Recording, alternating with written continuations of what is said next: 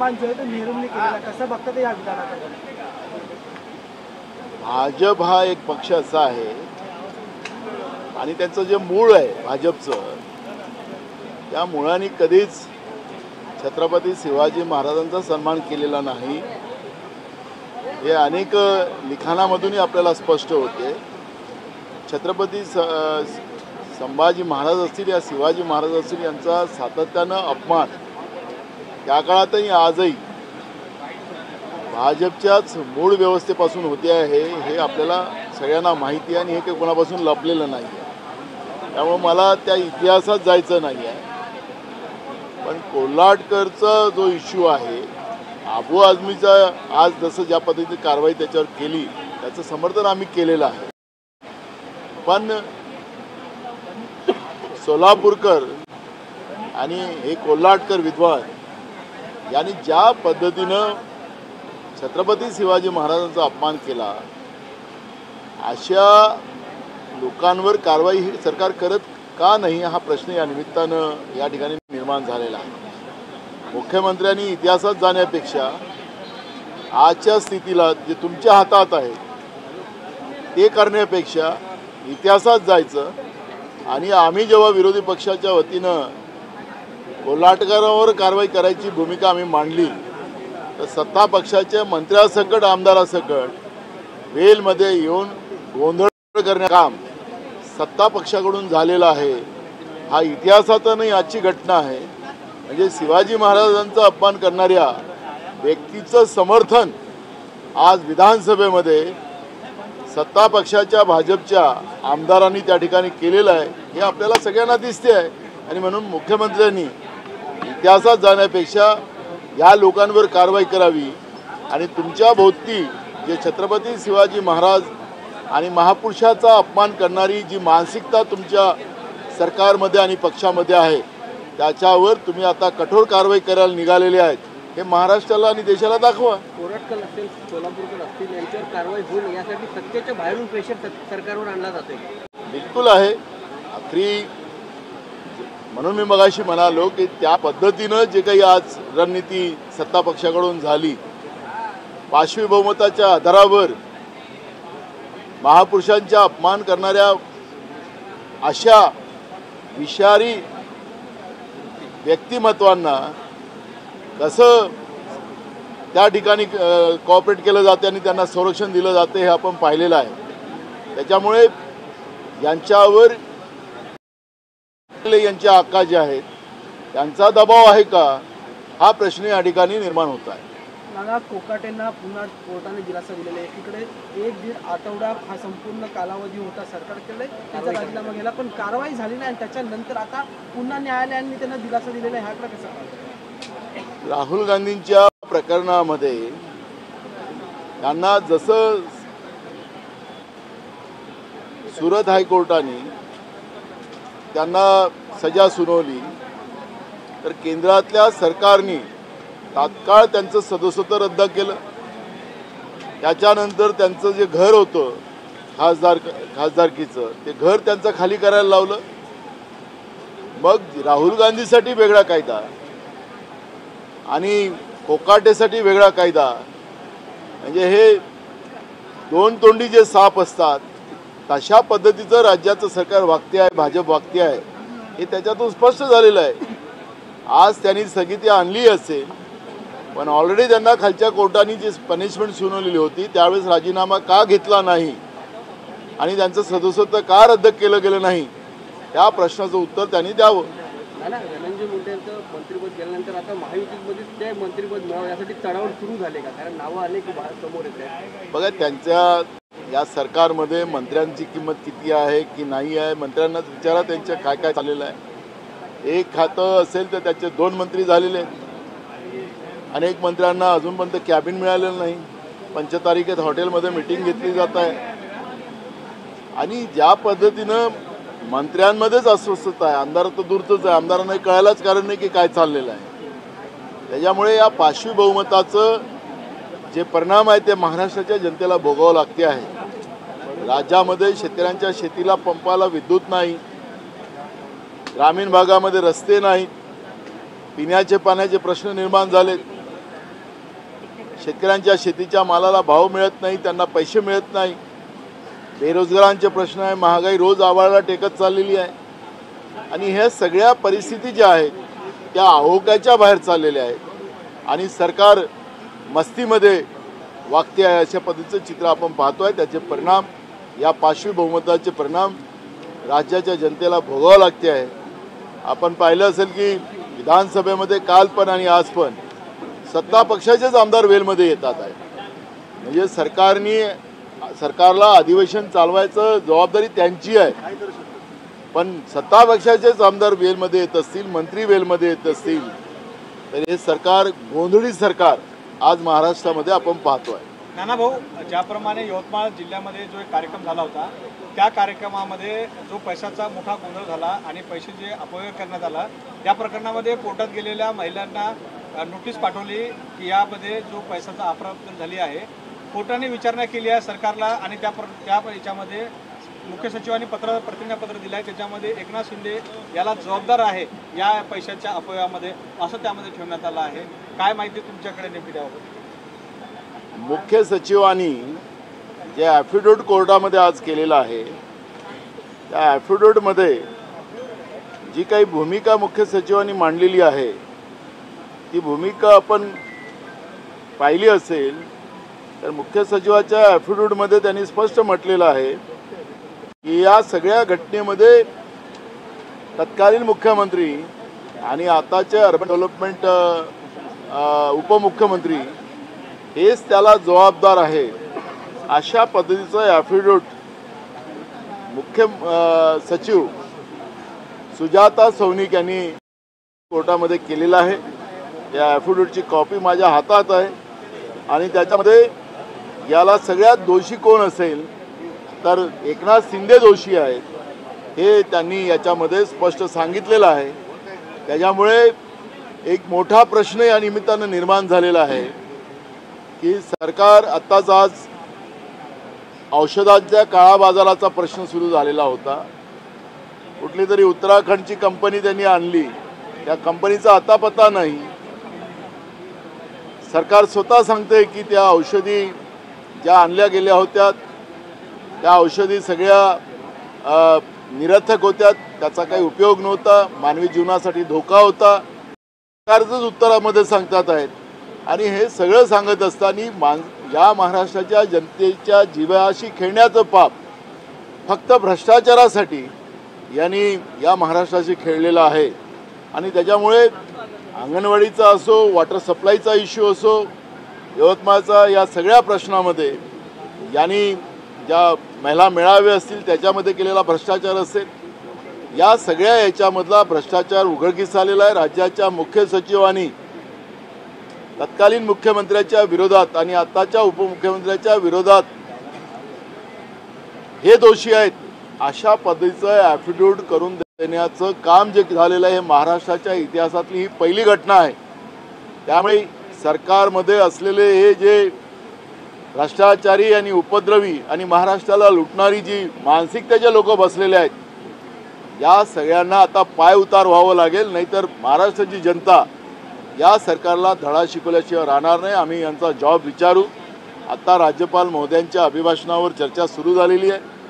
उद्या या सगळ्या प्रश्नावरचा उहापोह आम्ही विधानसभेत करू आणि राज्याच्या मुख्यमंत्र्यांनी या सगळ्या प्रश्नाचे उत्तर दिले पाहिजेत आणि राज्याच्या जनतेला ज्यांनी सांगितलं पाहिजे की नेमकं काय चाललेलं आहे महाराष्ट्रामध्ये हे या ठिकाणी स्पष्ट झाले पाहिजे. ही भूमिका आमची राहणार आहे. नाना, एकनाथ शिंदे यांचा तुम्ही राजीनामा मागणार का या प्रकरणी? मी मुख्य सचिवांनी जेव्हा ॲफिडेव्हिट केलेलं आहे कोर्टामध्ये, ही कॉपी तुमच्याकडे आली नसेल तर आम्ही पाठवतो, त्यांच्या ह्याच्यात स्पष्ट म्हटलेलं की हे दोषी आहेत, एकनाथ शिंदे त्याला दोषी आहेत अशा पद्धतीचं ॲफिडेव्हिटमध्ये म्हटले गेलेलं आहे.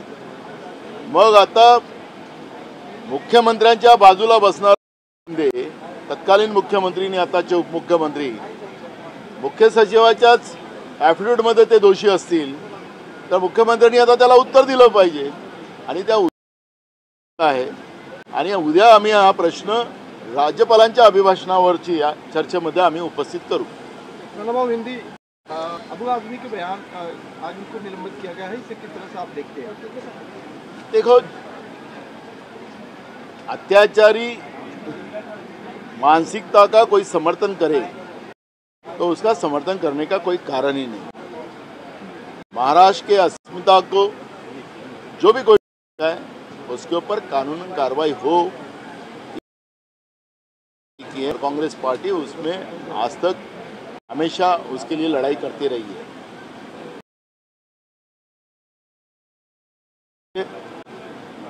लेकिन छत्रपति शिवाजी महाराज का अवमान कोल्हाटकर और वो सोलापुरकर ऐसे दो सरकार के लिए जो दिग्गज है उनके अनुयायी है, जिनको प्रधानमंत्री ने उनको सम्मानित किया है, ऐसे व्यक्ति के ऊपर कार्रवाई क्यों नहीं की जा रही है। एक तरफ छत्रपति का सम्मान होना चाहिए, ये भूमिका बीजेपी और एक तरफ जो लोगों ने छत्रपति शिवाजी महाराज मान किया है, अपमानित किया है, उनको सपोर्ट करने का काम कर रही है। दो मुंह के जो सांप होते हैं, ऐसी भूमिका ये सरकार की और बीजेपी है। उसका हमने जब विरोध किया, बताया उनको कि इनके ऊपर भी कार्रवाई करो, तो सत्ता पक्ष के एमएलएज और मंत्री विधानसभा का कामकाज बंद होना चाहिए, इसके लिए कोशिश कर रहे थे और छत्रपति शिवाजी महाराज का अवमान करने वाले को सपोर्ट कर रहे थे। यह आप सबने, देश ने, राज्य की जनता ने देखा है। तो इसलिए ये दो मुँहे जो सांप है जो सरकार में बैठे हैं, उन्हें क्या मानसिकता है उनको उन्हें स्पष्ट करना चाहिए। एक सवाल काफ़ी अहम है, जैसे आप कह रहे हैं कि केवल अबू आजमी पे कार्रवाई की गई और बाकी के जो दो लोग हैं उनके ऊपर कार्रवाई नहीं की गई, तो क्या सरकार धर्म या जाति देख करके कार्रवाई कर रही है? देखो, केंद्र की सरकार हो या राज्य की सरकार हो, ये संविधान को मानने वाली सरकार नहीं है। जब भी आती है सरकार, जब भी कोई भूमिका लेना है तो धर्म के आधार पे लेते हुए देखा है। चुनाव हो, चुनाव के बाद हो, सरकार में बैठने के बाद हो, और इसलिए जो संवैधानिक व्यवस्था को मानने वाले लोग नहीं है वो जो सरकार में बैठे हैं, तो उनसे क्या उम्मीद ली जाए। तो मैं अबू आजमी मुस्लिम है करके कार्रवाई किया है, उसका कभी मैं समर्थन नहीं करूंगा।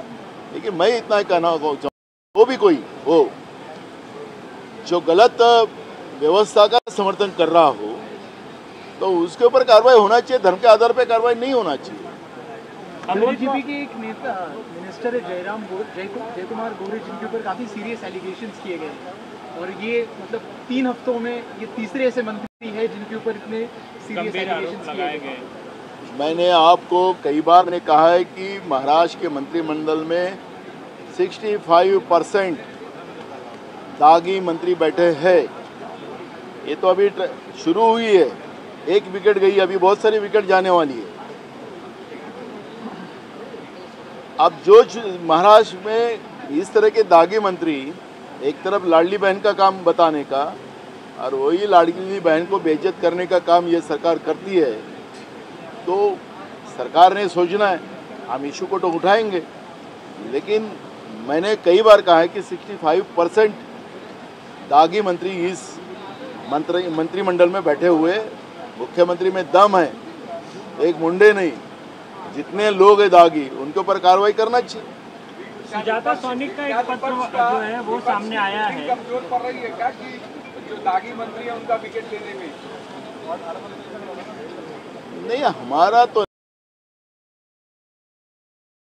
अभी जैसे जयकुमार गोरे के बारे में बात किया है, थोड़ा सा उसका बैठी है वो लेडी बेचारी न्याय मांगने के लिए, उसका इंटरव्यू थोड़ा लोगों को अच्छा रहेगा। हमने उस बात को हमने जोर शोर से रखा है और एक जयकुमार गोरे नहीं, ऐसे कई मंत्री है जो 65% मंत्री की मैं बात कर रहा हूँ, वो मंत्रियों के यही हाल है। मुख्य सचिव सुजाता सोनिक द्वारा एकनाथ शिंदे पर गंभीर घोटाले के आरोप लगाए गए हैं, क्या?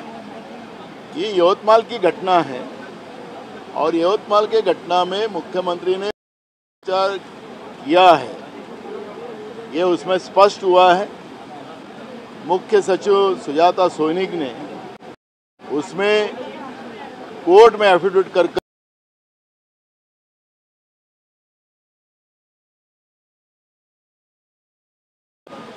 इस तरह का एक क्लियर एफिडेविट उन्हें आज माननीय कोर्ट में दिया है और इसलिए मुख्यमंत्री जी ने उनका दायित्व बनता है कि उनके बाजू में बैठे हुए उप मुख्यमंत्री एकनाथ शिंदे अगर भ्रष्टाचार के आरोप में खुद राज्य के मुख्य सचिव कोर्ट में एफिडेविट करके देते हैं तो उसका डिसीजन उनको लेना है।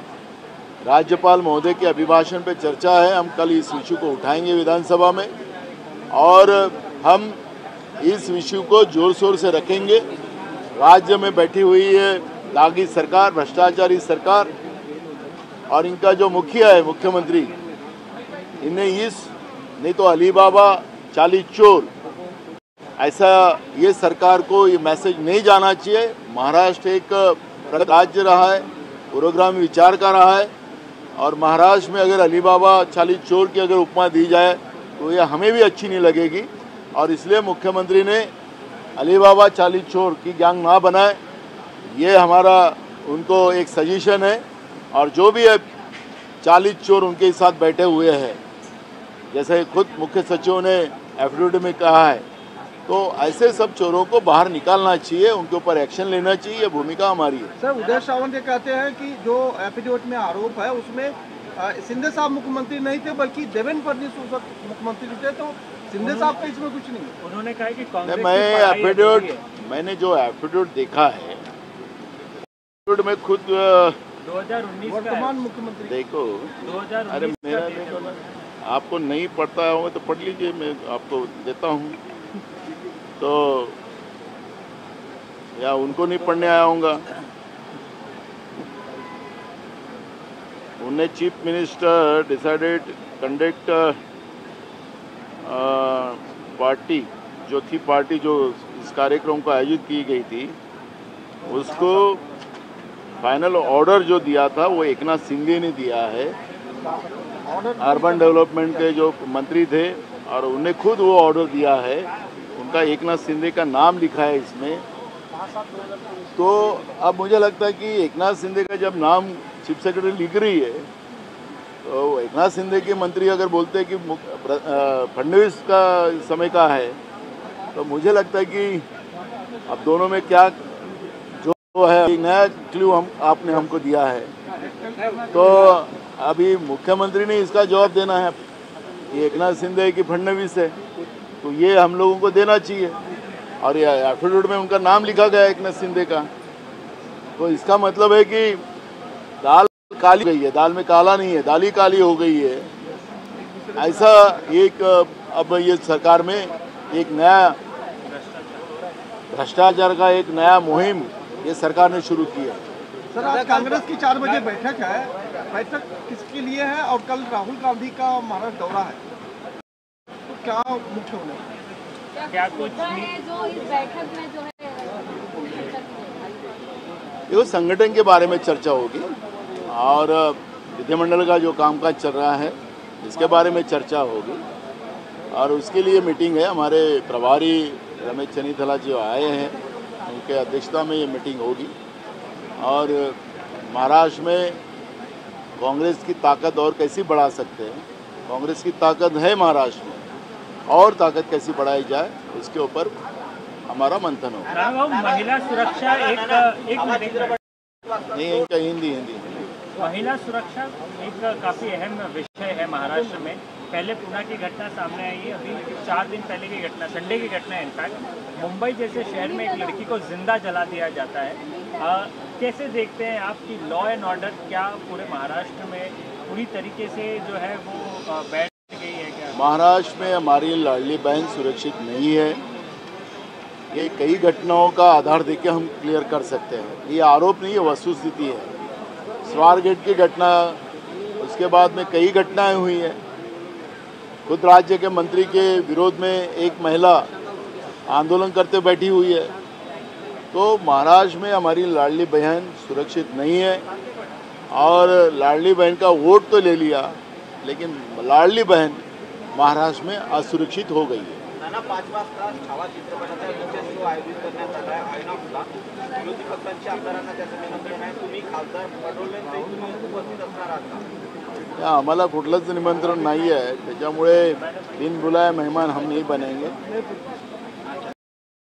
पिक्चर है जो हम अपने घर में भी देख लेंगे, उसमें क्या इशू है। लेकिन ये सब लोग दिखाने का पीछे का जो कारण है वो स्पष्ट होना चाहिए। छत्रपति जैसे इनका भी व्यवहार में आना चाहिए, सिर्फ यहाँ से नहीं तो पूरे शरीर में छत्रपति की जो भूमिका थी उसके आधार पर यह सरकार ने काम करना चाहिए, यही हमारी भूमिका है। अमृत योजना जो घोटाला झाला लागू नहीं किया गया, क्या कारण है कि जो महिला जितनी भी महाराष्ट्र की असुरक्षित है और ये कायदा सुव्यवस्था जो है वो भी बिगड़ती जा रही है, इस पर किसी का कंट्रोल नहीं किया। देखो, हमने शक्ति कानून बनाया था, माननीय राष्ट्रपति महोदय की तरफ हमने भेजा था। अब उस कानून को राष्ट्रपति महोदय की तरफ से वापस भेजने की कोशिश शुरू हो चुकी है, हमें पता चला है। कुछ और रूल किया जा रहा है, ऐसा उनका कोई आरोप है। हमारे पास कानून है महिलाओं की सुरक्षा के लिए, इसलिए ये कानून डबल लागू नहीं कर सकते, ऐसा इस तरह का कहा जा रहा है। शक्ति कानून लगना चाहिए, महिलाओं की सुरक्षा में उसमें मदद होना चाहिए, ये भूमिका हमारी है। महाराष्ट्र में कानून व्यवस्था खत्म हो चुकी है, ये बार बार स्पष्ट हो रहा है। Thank you.